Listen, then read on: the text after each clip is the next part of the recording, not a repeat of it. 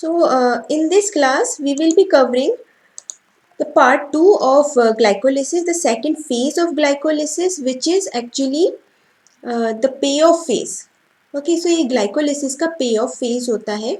Okay, and first there is preparatory phase and then there is payoff phase. So, let's start. So the payoff phase actually produces ATP. Okay, so ATP are required for the cell metabolism. Okay, so it is energy rich molecules which are required for the cell to perform its functions. Okay, so the free energy of the glucose molecules is conserved in the form of ATP. It means that the energy which is in the form of chemical energy within the glucose, it is conserved now in the form of ATP. So high energy phosphate bonds which are released as and when the cell requires energy. One molecule of glucose eats 2 molecules of glyceraldehyde 3-phosphate. तो हमने already पढ़ लिया है कि जो preparatory phase होती है उसमें एंड रिजल्ट होता है glyceraldehyde 3-phosphate. 2 molecules of glyceraldehyde 3-phosphates and both the halves of the glucose molecule now follow the same pathway in the second phase of glycolysis. Now we are not able to distinguish the carbon atoms, different carbon atoms of glucose, because now all the 6 carbon atoms are now converted into 2 molecules of glyceraldehyde 3-phosphate. So start करते हैं reaction से. हमने first 5 reactions cover कर लिए in the preparatory phase. Now the next reaction is oxidation of glyceraldehyde 3-phosphate to 1,3-bisphosphoglycerate. ठीक है, जो glyceraldehyde 3-phosphate के 2 मॉलिक्यूल्स बने थे, अब उन्हें कन्वर्ट करना है 1,3-bisphosphoglycerate में. ओके, सो इसमें कौन सा एंजाइम यूज होता है? इसमें एंजाइम यूज होता है ग्लिसरॉल्डिहाइड 3-phosphate डिहाइड्रोजनेज एंजाइम. ठीक है, ये एंजाइम यूज होता है for the conversion of glyceraldehyde to glycerate. यहाँ पर ध्यान दीजिए, एल्डिहाइड है और यहाँ पर ग्लिसरेट है. इसका मतलब है यहाँ पर कार्बोक्सिलिक ग्रुप बन रहा है, राइट. तो एल्डिहाइड से जब भी कार्बोक्सिलिक ग्रुप बनेगा then there is oxidation taking place. ठीक है, ऑक्सीडेशन हो रहा है इस मॉलिक्यूल का, एल्डिहाइड का ऑक्सीडेशन हो रहा है किसमें? कार्बोक्सिलिक एसिड में. ठीक है, तो इसके लिए डिहाइड्रोजनेज एंजाइम यूज होगा. डिहाइड्रोजनेज का मतलब है it is removing, it is extracting hydrogen out of the glyceraldehyde molecule, right. तो ग्लिसरॉल्डिहाइड से बन रहा है यहाँ पर कार्बोक्सिलिक ग्रुप. और देखिए ये है एल्डिहाइड, ग्लिसरॉल्डिहाइड 3-phosphate, ये थर्ड पोजीशन है. This 1, 2 and 3. ठीक है, और जो फर्स्ट पोजीशन थी वहाँ पर एक और फॉस्फेट ग्रुप का ट्रांसफर हो चुका है, एक फॉस्फेट ग्रुप आ चुका है. और ध्यान रहे आपको, ये होता है inorganic phosphate. This phosphate is not coming from the ATP molecule, it is coming as inorganic phosphate. जो pyrophosphate होता है वहाँ से आ रहा है ये. ओके, सो यहाँ पर कन्वर्जन हो रहा है ग्लिसरॉल्डिहाइड 3-phosphate का into 1,3-bisphospho, because here on both the positions the phosphate group is attached now. Okay, so this is 1,3-bisphosphoglycerate and this enzyme is used. और ध्यान रहे आपको, इसमें एक मॉलिक्यूल बनता है NADH का. सो इसका रिडक्शन हो रहा है, NAD+ का रिडक्शन हो रहा है NADH में. Okay, so this is again energy rich molecule. ठीक है, this is the reduced form of this molecule and it is energy rich molecule. ध्यान रखिए, जब भी इस तरीके का डिहाइड्रोजनेशन हो रहा है या डिहाइड्रोजनेज एंजाइम यूज होता है तब या तो NADH बनता है या फिर FADH2 बनता है. इन दोनों में से कोई ना कोई, या फिर NADPH बनता है. तो कोई ना कोई इस तरीके का रिड्यूस्ड हाई एनर्जी मॉलिक्यूल बनता है as a result of the reaction of dehydrogenation. Okay, so अब जो है यहाँ पर एक्सेप्टर कौन है? हाइड्रोजन का, क्योंकि यहाँ पर ऑक्सीडेशन हो रहा है. ऑक्सीडेशन का मतलब होता है हाइड्रोजन का रिमूवल, और यहाँ पर हाइड्रोजन का रिमूवल हो रहा है, H का रिमूवल हो रहा है. तो कौन एक्सेप्ट कर रहा है इसको? इसको एक्सेप्ट कर रहा है कोएंजाइम NAD+. प्लस, ठीक है, जैसे मैंने आपको बताया NAD प्लस है, it is oxidised form of nicotinamide adenine dinucleotide. So NAD plus is now actually converting into NAD NADH. Okay, plus plus. Okay, now जो इसमें इंटरमीडिएट्स बनते हैं इस रिएक्शन में, ठीक है, जो कि एंजाइम जो है डिहाइड्रोजनेज एंजाइम जो है वो कैटेलाइज कर रहा है, तो इसमें इंटरमीडिएट्स बनते हैं. They remain, they are covalently bound to the enzyme. ठीक है, अब हम मैकेनिज्म पे आ रहे हैं. थोड़ा सा मैकेनिज्म हम पढ़ते हैं इसके बारे में. एंजाइम जो एंजाइमेटिक रिएक्शन है इसका मैकेनिज्म किस तरीके का होता है. ओके, सो इसमें एक इंटरमीडिएट बनता है और वो रहता है covalently attach with the enzyme.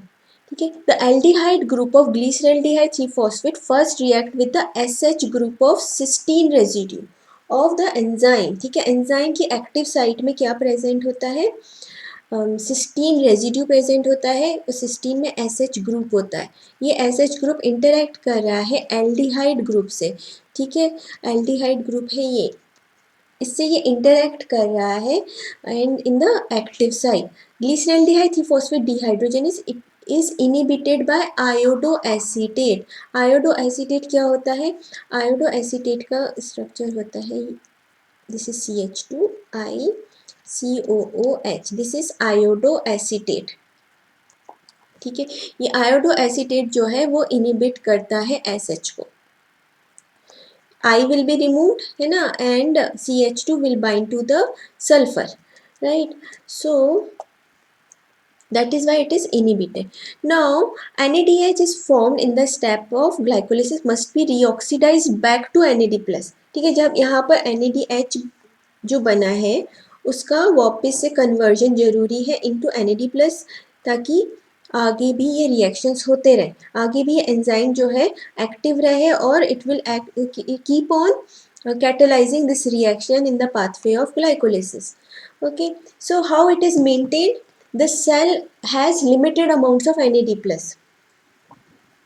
Okay, so what will happen, अगर इस तरीके से कंज्यूम होता जाएगा NAD प्लस, तो ग्लाइकोलिसिस जो है उसको स्टॉप होना पड़ेगा after some point of time, because now NAD plus is not available. ठीक है, so that is why it has to be converted back into NAD plus. NADH जो है उसका NAD प्लस में कन्वर्ट होना ज़रूरी है. It needs to be deoxidized. Okay, so ये देखिए, ये है mechanism, this is reaction mechanism.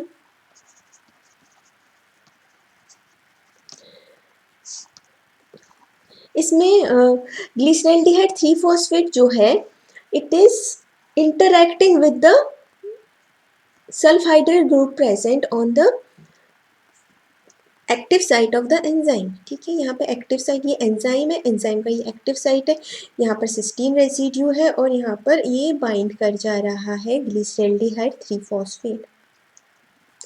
Okay, so यहाँ पर ये वाला जो हाइड्रोजन है it is now removed in the form of H plus ion. ठीक है, इसका डिप्रोटोनेशन हो रहा है एंड यहाँ पर डबल बॉन्ड बन जा रहा है. ओके, यहाँ पर इस तरीके से डबल बॉन्ड बन गया, कार्बोनिल ग्रुप बन गया. Now this H plus is actually causing the reduction of NAD plus. NAD plus जो है इसका रिडक्शन हो रहा है और NADH बन रहा है और यहाँ पर ये इस तरीके से मॉलिक्यूल बाउंड है. ठीक है, तो यहाँ पर NAD प्लस था पहले, अब कन्वर्ट हो गया ये NADH में. ठीक है, तो अब आएगा इनऑर्गेनिक फॉस्फेट. अब इनऑर्गेनिक फॉस्फेट आएगा and it will, because it is a nucleophile. Inorganic phosphate is a nucleophile because it has negative charge. ठीक है, negatively charge oxygen atoms are present and it will attack on the nucleophilic centre जो कि carbonyl group का carbon है.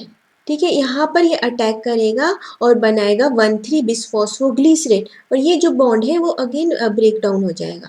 ठीक है, यहाँ पर बाइंड कर जा रहा है फॉस्फेट ग्रुप, इसका जो एक H था यहाँ पर that is released, that H plus is released and it will use it will be used to convert any यहाँ पर जो है ये H plus जो रिलीज हो रहा है ना, तो यहाँ पर ये बाइंड कर जाएगा और H plus रिलीज हो जाएगा. ठीक है, और ये देखिए यहाँ पर ये जो NADH है, it is now converted back to NAD plus, यहाँ पर ये कन्वर्ट हो रहा है back to NAD plus. Okay, so this reaction will undergo further, ठीक है। इसमें यहाँ पर ये रिलीज़ हो गया, जब 1,3 बिसफॉस्फोग्लिसरेट बन गया है और ये रिलीज़ हो गया है, देन अगेन सल्फाइड्रिल ग्रुप जो है वो रिस्टोर हो जाएगा ऑन द सिस्टीन, ठीक है। सिस्टीन पे ये जो H प्लस रिमूव हुआ था वो आ जाएगा S पर, जो कि बनाएगा वापस से सल्फाइड्रिल ग्रुप। ओके, सल्फाइड्रिल ग्रुप बना देगा और यहाँ पर NAD प्लस जो है वो फिर से रिस्टोर होएगा, ठीक है। This NAD plus is further restored, now it is again converted back into this thiohemiacetal upon reaction with the glyceraldehyde three phosphate. So इस तरीके का साइकिल जो है एंजाइमेटिक साइकिल, ये कंटिन्यूसली चलता रहता है, कंटिन्यूसली चलता रहता है। एंड जैसे मैंने आपको बताया था iodoacetate, this is iodoacetate, it is inhibiting this enzyme. How it is inhibiting, कैसे ये इनिबिट करता है,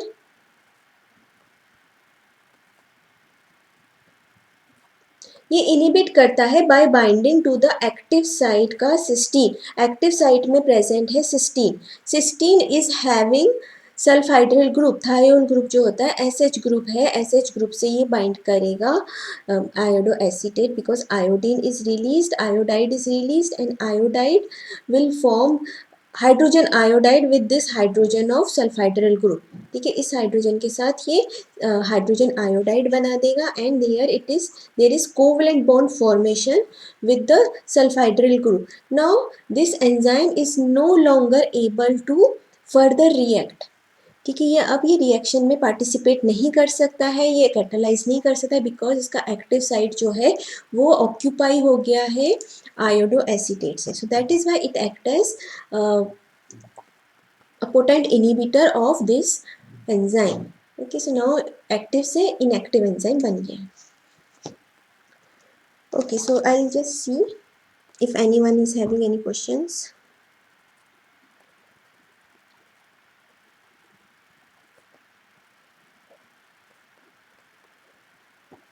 Okay.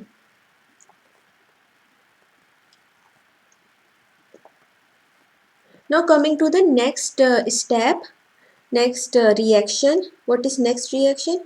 Next reaction is transfer of phosphate from 1,3-bisphosphoglycerate to ADP. Okay, now one three bisphosphoglycerate से एक फॉस्फेट ग्रुप ट्रांसफ़र हो जाएगा ADP पे, ताकि ATP मिले हमें। और जो 1,3-बिसफॉस्फोग्लिसरेट था जिसपे 2 फॉस्फेट थे, अब इस पे एक ही फॉस्फेट रह जाएगा। अब कौन सा फॉस्फेट रह जाएगा? थर्ड पोजीशन वाला, ठीक है।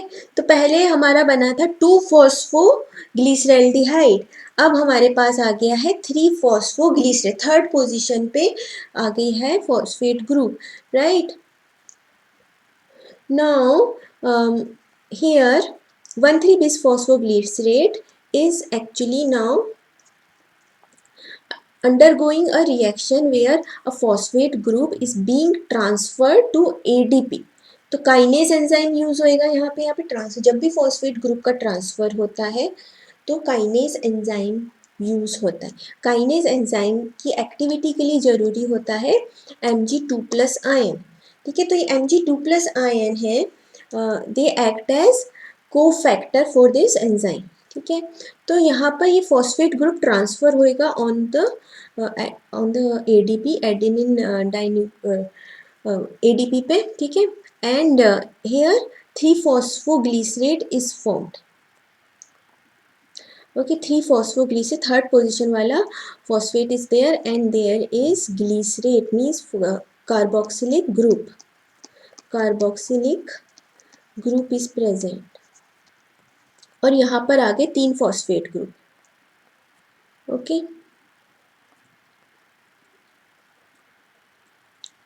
तो adenosine triphosphate, here adenosine diphosphate, okay. So this is ribose, ध्यान रहे आपको, ये राइबोस होता है शुगर ADP में, और ATP में राइबोस शुगर होता है। This is adenosine diphosphate ADP and this is adenosine triphosphate, ठीक है, तो ये न्यूक्लियोटाइड्स हैं और ये energy rich high energy compounds होते हैं। ठीक है, एटीपी जो फॉस्फेट बॉन्ड बना है यहाँ पर एस्टर बॉन्ड है, this is high energy bond. Whenever it is broken down, it will release tremendous amount of energy which can be utilized by any reaction which is endothermic, which requires energy input, and there it is used. तो बहुत सारे ऐसे reactions होते हैं, biochemical pathways होते हैं within the cell जिनमें energy rich molecules की ज़रूरत होती है. To carry out those reactions, ATP molecules are required, and these ATP molecules are released as a result of glycolysis. Okay, तो ये वाले स्टेप में प्रोड्यूस हो रहा है एटीपी. और ध्यान रहे आपको, ये पे ऑफ फेज है. पे ऑफ फेज का मतलब होता है इट इज प्रोड्यूसिंग एनर्जी. पहले प्रिपरेटरी फेज था जिसमें कि it was using the energy in the form of ATP. Now it is pay off. Now it will pay whatever it has been using. Okay, so it was using energy, now it will pay off the energy which is in the form of ATP. Okay. So this and the preceding reactions of glycolysis together constitute an energy coupling process. Energy coupling process क्यों कहलाता है ये? क्योंकि पहले वाली reaction में produce हो रहा था NADH और इसमें प्रोड्यूस हो रहा है ATP. तो NADH जो है हाई एनर्जी मॉलिक्यूल है plus ATP, they together will form energy coupling process. High energy molecules, these are high energy molecules, so that is why they will constitute energy coupling processes. Okay, next reaction. अब next reaction में क्या हो रहा है, हमारे पास आ गया था 3-फॉस्फोग्लिसरेट. ग्लिसरेट में कार्बोक्सिलिक ग्रुप है और एक फॉस्फेट ग्रुप अटैच्ड है एट द थर्ड पोजीशन. ठीक है, so here you see there is conversion of three phosphoglycerate to two phosphoglycerate. ठीक है, 3-फॉस्फोग्लिसरेट से कन्वर्ट हो रहा है और बन रहा है 2-फॉस्फोग्लिसरेट. Okay, so here the phosphate group is actually moving from third position to the second position in the presence of phosphoglycerate mutase enzyme. यहाँ पे mutase enzyme यूज होता है phosphoglycerate mutase और इसमें ट्रांसफ़र हो रहा है एक phosphate ग्रुप का. ठीक है, तो 3 पोजीशन से ट्रांसफ़र हो रहा है 2 पोजीशन पे. Again it requires Mg2+ ions as the cofactor की तरह इनको ज़रूरत होता है Mg2+ आयंस की. Phosphoglycerate mutase is the name of the enzyme. ठीक है, अब ये जो रिएक्शन होता है इट एक्चुअली इन्वॉल्व्स 2 स्टेप्स. ठीक है, ये वाला जो रिएक्शन है जिसमें कि मूवमेंट होता है एक फॉस्फेट का from third position to the second position. ठीक है, तो here first is a phosphate group is initially attached to the histidine residue. Histidine residue जो है it is present in the active site.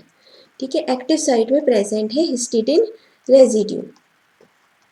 यहाँ पर अटैच होएगा phosphate group. यहाँ पर अटैच हो जाएगा phosphate group. It is transfer to the histidine residue. ठीक है, and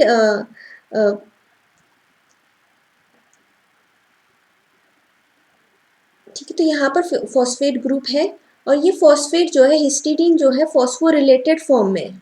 histidine is in the phosphorylated form. Now it will transfer its phosphate to the C2 position. C2 position of 3-phosphoglycerate.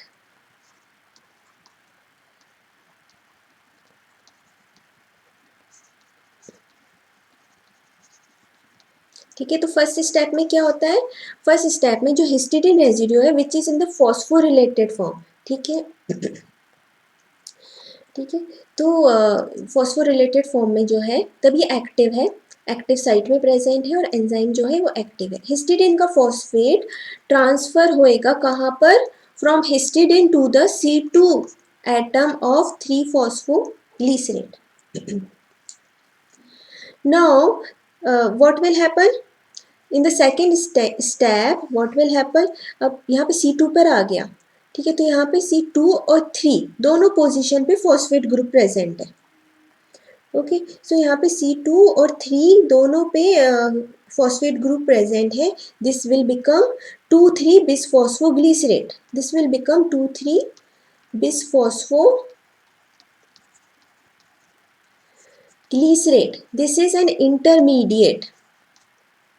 This is an intermediate क्योंकि ये बन रहा है during the conversion of 3 phosphoglycerate to 2 phosphoglycerate. ठीक है, अब दोनों position पे आ गया. अब नेक्स्ट स्टेप क्या होगा? नेक्स्ट स्टेप में C3 वाला जो फॉस्फेट ग्रुप है, C3 वाला जो फॉस्फेट ग्रुप है, C3 position phosphate will now get transferred back to the same histidine जहाँ से इनिशियली फॉस्फेट ट्रांसफ़र हुआ था. ठीक है, तो यहाँ से C3 पोजीशन से ट्रांसफ़र हो जाएगा हिस्टिडीन पे और हिस्टिडीन कन्वर्ट हो जाएगा किसमें? Histidine phosphate, phosphorylated form of histidine. Now what is left? This molecule is left with only C2 position phosphate group. Now it will become 2-phosphoglycerate. Now it will become 2-phosphoglycerate. तो हमारा start हुआ था कहाँ से? 3-phosphoglycerate से और हमें finally मिला 2-phosphoglycerate. ठीक है, तो C3 पोजीशन थी कौन सी? 2,3 बिसफॉस्फोग्लिसरेट की. 2,3 बिसफॉस्फोग्लिसरेट.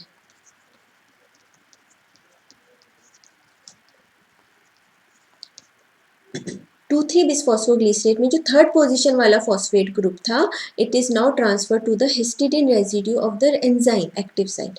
और हिस्टिडीन जो है वो कन्वर्ट हो गया फॉस्फोरिलेटेड हिस्टिडीन में. Okay, now this phosphorylated histidine will act on another set of reactions. ठीक है, वो दूसरी सेट ऑफ रिएक्शंस पे काम करेगा और यहाँ पर बन गया है हमारे पास फाइनली 2-phosphoglycerate. ओके,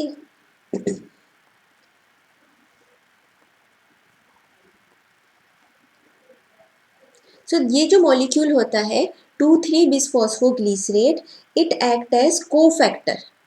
2,3 बिसफॉस्फोग्लिसरेट जो है वो एक्ट करता है as a cofactor.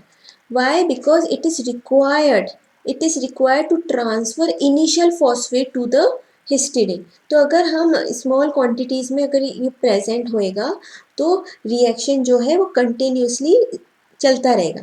It is required to begin to initiate the catalytic cycle. एक बार इनिशिएट हो गया तो ये कॉन्स्टेंटली चलता रहेगा, लेकिन इन द बिगिनिंग जो हिस्टिडीन रेजिड्यू इसको फॉस्फोरिलेट करना जरूरी होता है. ये फॉस्फोरिलेशन बिगिनिंग में कहाँ से आएगा?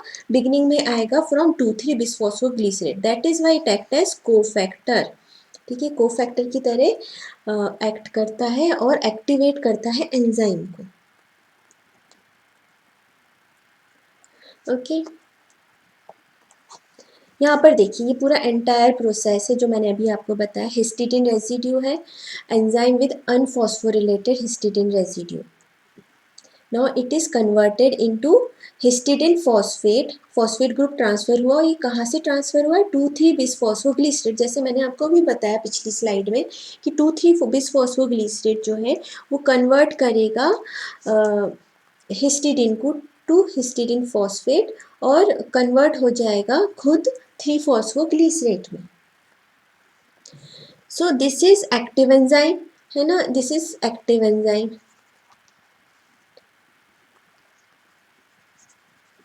इट विल एक्ट, ठीक है, it will act on the phospho 2-phosphो, it will act on the 3-phosphoglycerate. ठीक है, 3-phosphoglycerate पे ये एक्ट करेगा और बना देगा 2,3 बिसफॉस्फोग्लिसरेट यहाँ पर.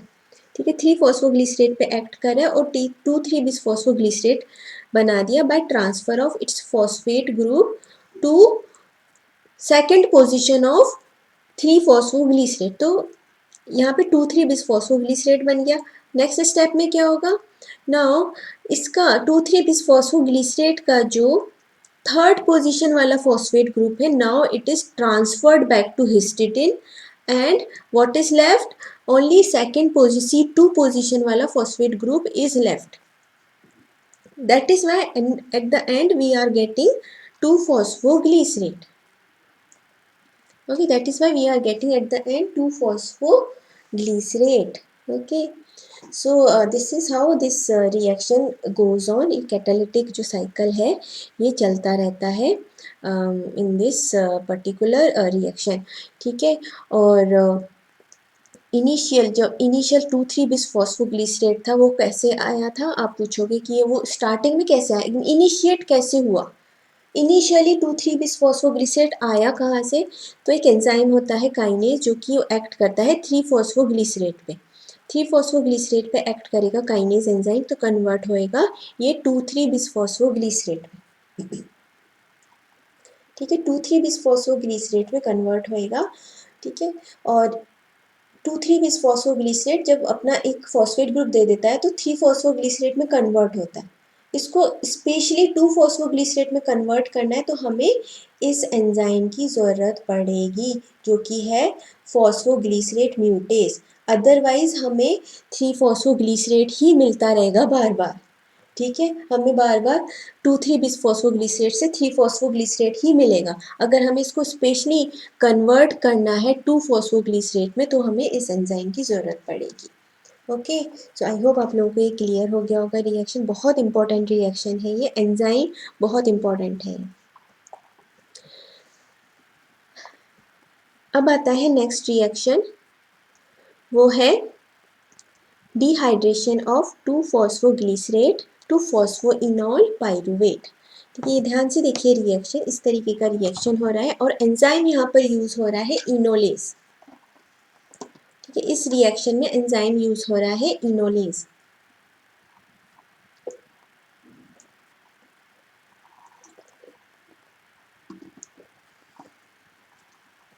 2-फॉस्फोग्लिसरेट जो हमें पिछली रिएक्शन में मिला था, now this two phosphoglycerate will get converted into phosphoenolpyruvate.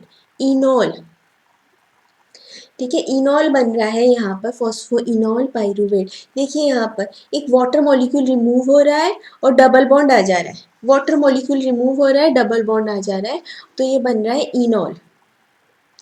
ठीक है, तो it is converted into phosphoenol pyruvate in the presence of enzyme enolase.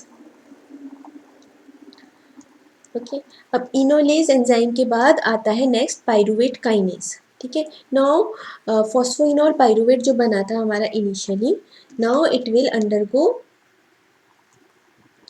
Transfer of phosphate group. ठीक है, फॉस्फेट ग्रुप का ट्रांसफर होएगा कहाँ पर, एडीपी पे, तो बनेगा हमारे पास एटीपी. ठीक है, तो फॉस्फोइनॉल पाइरुवेट से ट्रांसफर हो रहा है phosphate group to ADP. Okay, adenosine diphosphate, और हमें मिलेगा adenosine triphosphate here. Okay, and what is formed here, here it is pyruvate is formed. ध्यान रहे ये स्ट्रक्चर आपको क्लियर होना चाहिए. पाइरुवेट में कार्बोक्सिलिक ग्रुप होता है और एक एक कार्बोनिल ग्रुप होता है, कीटोन ग्रुप होता है. ठीक है, so there is a pyruvate formation from each phosphoenolpyruvate. तो मतलब टोटल 2 पाइरुवेट मिलेंगे हमें at the end of the glycolysis, और यहाँ पर एक एटीपी भी प्रोड्यूस हुआ है जो कि दोनों से 2 फॉस्फोइनॉल पाइरुवेट से 2 एटीपी मिलेंगे इन टर्न. ठीक है, तो इसमें जो पाइरुवेट काइनेज एंजाइम है, काइनेज एंजाइम यूज होएगा because there is transfer of phosphate group. जब भी ट्रांसफर होता है फॉस्फेट ग्रुप का तो काइनेज एंजाइम यूज होता है. तो काइनेज एंजाइम के लिए को फैक्टर की तरह काम करते हैं यहाँ पे दोनों Mg2 plus plus K minus K plus. Potassium ion and magnesium ions are used as the cofactors for this enzyme.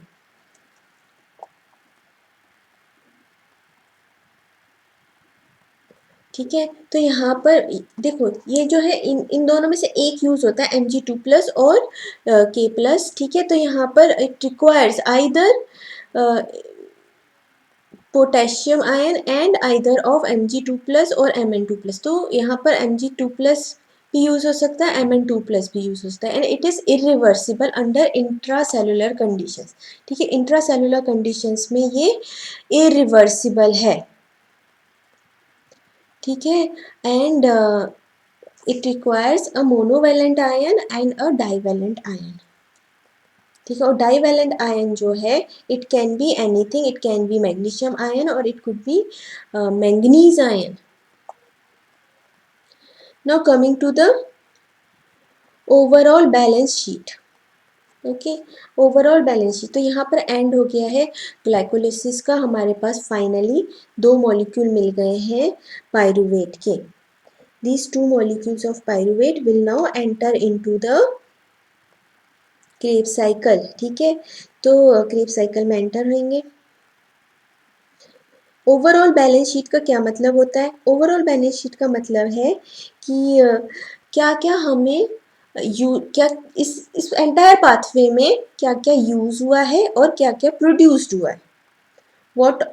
what all is used and what all is produced as a result of this pathway.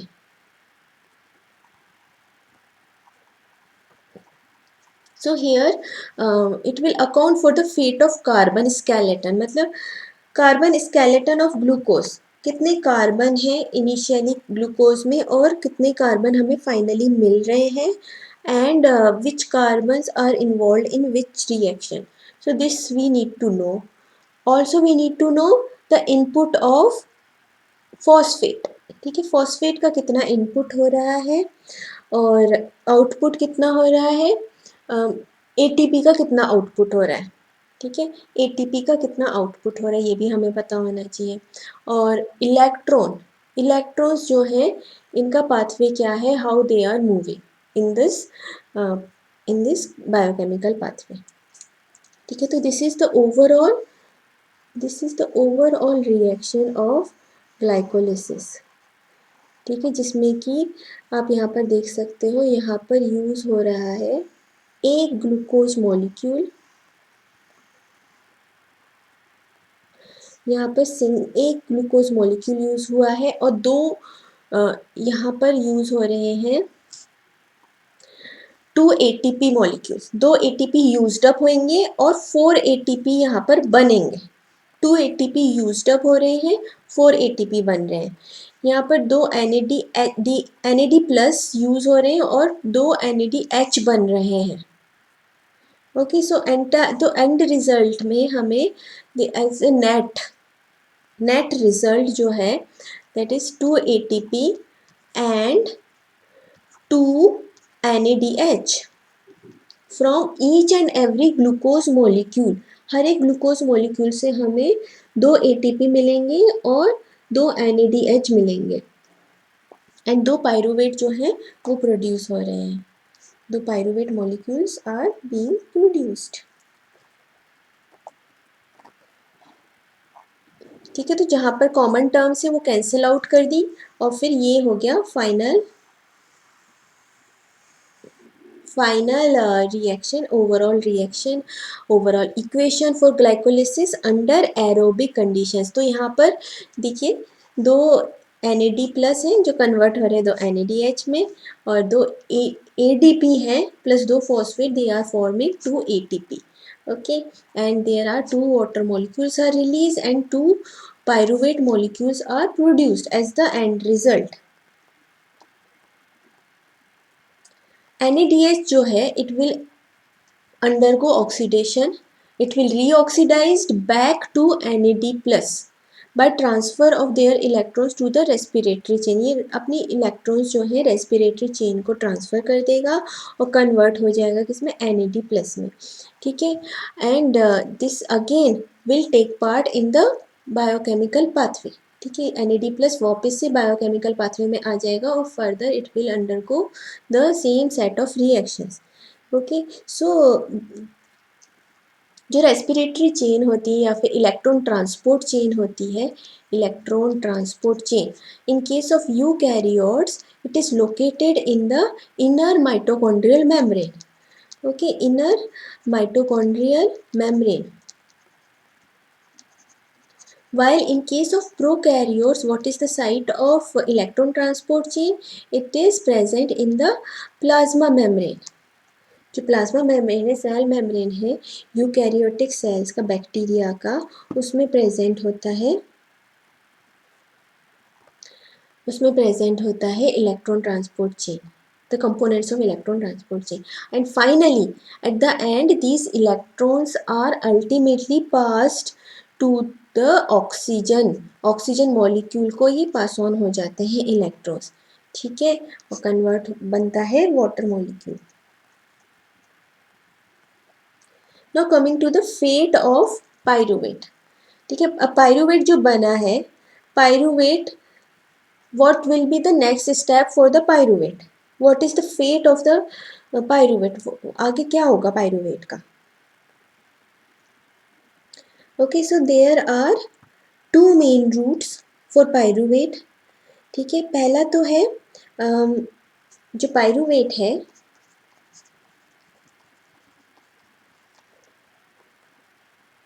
it is oxidized, okay, oxidized with the loss of its carboxylic group as CO2, CO2 की तरह इसका loss हो जाएगा carboxylic group का, and it will yield acetyl group of acetyl coenzyme A, ठीक है, तो ये बनाएगा acetyl group, और ये acetyl group जो है वो बनाएगा acetyl coenzyme A, ठीक है, and this acetyl coenzyme A is then which is this acetyl group is actually completely oxidized to CO2, convert हो जाएगा CO2 में through citric acid cycle, citric acid cycle जो कि क्रेब साइकिल भी बोलते हैं। दूसरा रूट क्या होता है, it is pyruvate is reduced to lactate, ठीक है, it is reduced to lactate through a process of lactic acid fermentation, lactic acid fermentation, okay, lactic acid fermentation से ये लैक्टेट बनाएगा, okay, and this will happen under anaerobic condition because इसका reduction हो रहा है, और यहाँ पर क्या हो रहा है, यहाँ पे ऑक्सीडेशन हो रहा है, ठीक है, यहाँ पर ऑक्सीडेशन हो रहा है, यहाँ पर रिडक्शन हो रहा है, ठीक है, this occurs in the anaerobic conditions, okay,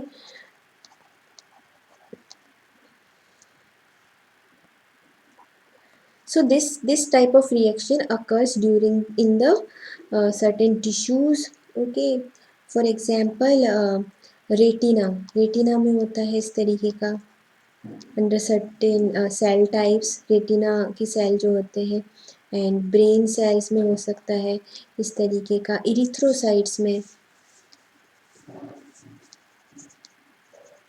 they convert glucose to basically lactate, even under aerobic conditions, ये एरोबिक कंडीशंस में भी कन्वर्ट करते हैं glucose to lactate, okay, and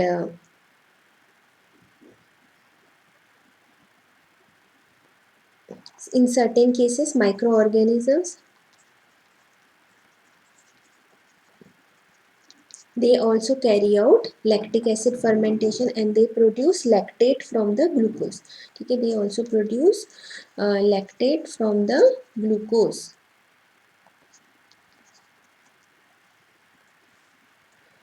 okay, अब देखिए जो फर्स्ट ये जो मैंने आपको बताया था this one in the oxidation, जो जब ऑक्सीडेशन हो रहा होता है, so when pyruvate is oxidized is oxidized with the loss of carboxylic group as CO2, इसमें से CO2 निकल जाता है और बनता है एसिटिल और COA आता है, तो बनेगा एसिटिल COA, ठीक है, और ये जो है यहाँ से जो इलेक्ट्रॉन्स होते हैं,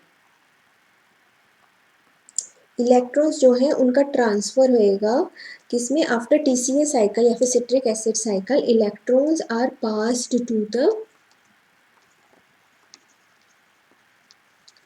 टू ऑक्सीजन, ठीक है, through a chain of electron carriers, जो कि कहाँ पर प्रेजेंट होते हैं, माइटोकॉन्ड्रिया में, जैसे कि मैंने आपको बताया था माइटोकॉन्ड्रिया में प्रेजेंट होते हैं एंड प्लाज्मा मेम्ब्रेन में प्रेजेंट होते हैं in case of prokaryotes. So finally they are passed to the oxygen and it will forming water.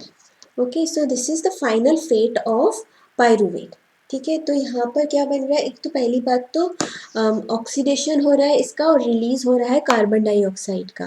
ठीक है, और इसके जो इलेक्ट्रॉन्स जो है वो है पास ऑन हो रहे हैं to the oxygen molecule and finally water is produce. So at the end result जैसे हम बोलते हैं, एंड रिजल्ट होता है रेस्पिरेशन का, water and carbon dioxide. So from glucose what is formed? Water and carbon dioxide is formed. Oxygen is being utilized, right? So oxygen is actually utilized in the form of oxygen, in the form of electron acceptor.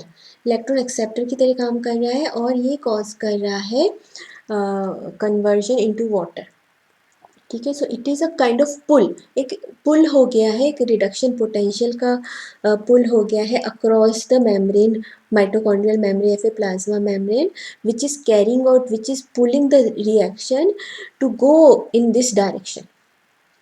Okay, so yeah, so that's all I think for today and this is entire pathway जिसमें जो जो possibilities है यहाँ पर mention कर दी. एक और होता है जिसमें कि alcohol fermentation तो बहुत ही common है, जिसमें alcohol बनता है, 2 molecules of ethanol and 2 molecules of carbon dioxide are produced under anaerobic conditions.